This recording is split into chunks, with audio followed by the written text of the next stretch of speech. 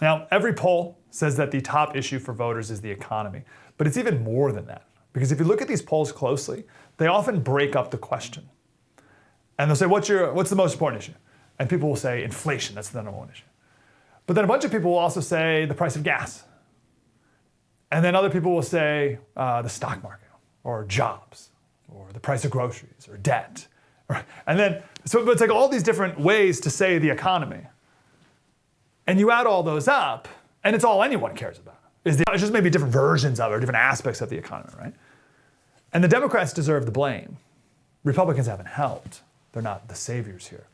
But the Democrats are pedal to the metal, intentionally doing the opposite of what we need to be doing. And they're in your face about it too. That's the insulting thing. They call it the Inflation Reduction Act. You kidding me? These people need to go, and everyone knows it. So the economy is the number one issue. Now, hanging out in the background of all this, it's something that people just feel. People feel that things are off, that things are wrong, and we're not very good at articulating it. And this is why pollsters ask this question, do you think things are moving in the right direction, right? That's like a vague, how do you feel question. And that's 29%. I've seen it as low as 13% of people think we're moving in the right direction, right? So why do people think we're moving in the wrong direction? Most people can't articulate it. They can't put their finger on it exactly.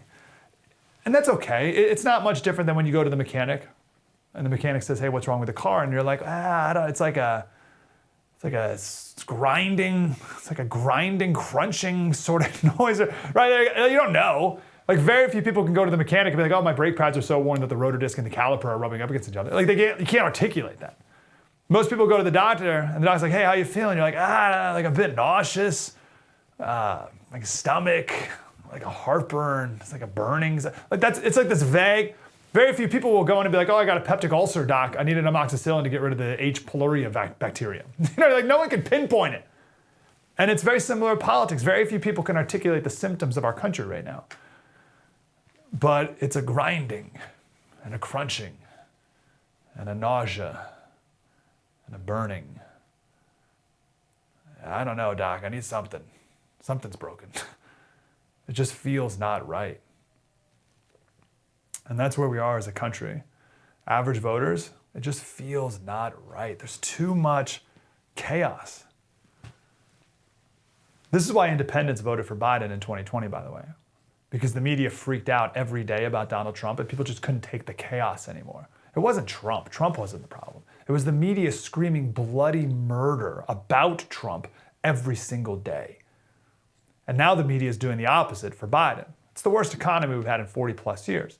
And the media goes along with the White House and changes the definition of inflation to make it seem not that bad.